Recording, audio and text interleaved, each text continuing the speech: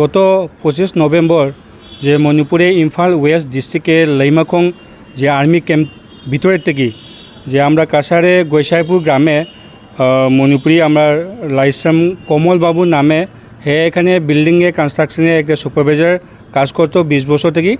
তো গত 25 তারিখ হে আর্মি ক্যাম্পের ভিতরে যে এন্ট্রি করার সময় গেটে এন্ট্রি করিয়া ঢুকছে কাজে 9:30টার সময়। তারপরে 2টা-3টার সময় থেকে হে তার মোবাইল সুইচ অফ। তারপরে থেকে হে এখন পর্যন্ত মণিপুর সরকার আর যে লাইমাখং যে আর্মি ক্যাম্পে এখন পর্যন্ত তার খোঁজ খবর নাই।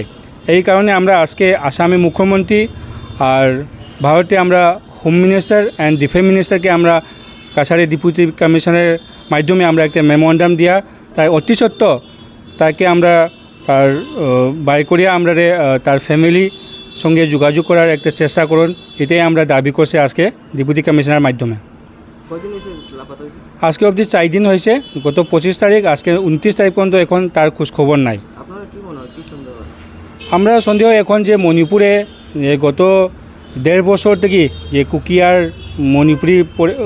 মণিপুরের মধ্যে যে লড়াই করে এটাতে একটা সন্দেহ আমরা কুকি উগ্রপন্থীরা তাদেরকে কিডন্যাপ করা হয়েছে নাকি। না, এখন পর্যন্ত তার কোনো পয়সার টাকা ডিমান্ড করা নাই কোনো সংগঠন থেকে।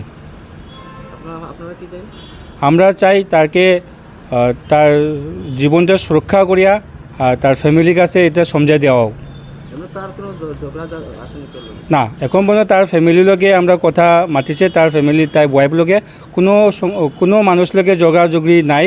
হে একটা নিরীহ মানুষ, তাই এখানে একটা সুপারভাইজার করে তার সংসার চলতো। তার ছেলে একটা আছে, তার বউ আছে, এটাতেই তার সংসার চলতো।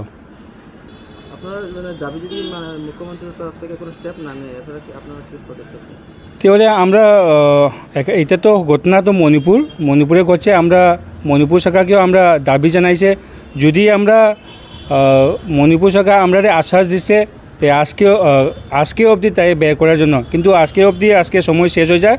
যদি না হয় তে আমরা বৃহত্তর আন্দোলন করার আমরা চেষ্টা করব। আমার নাম শ্রীরাম হেরাজি সিং, মণিপুরি যুব ফ্রন্টে অ্যাডভাইজার।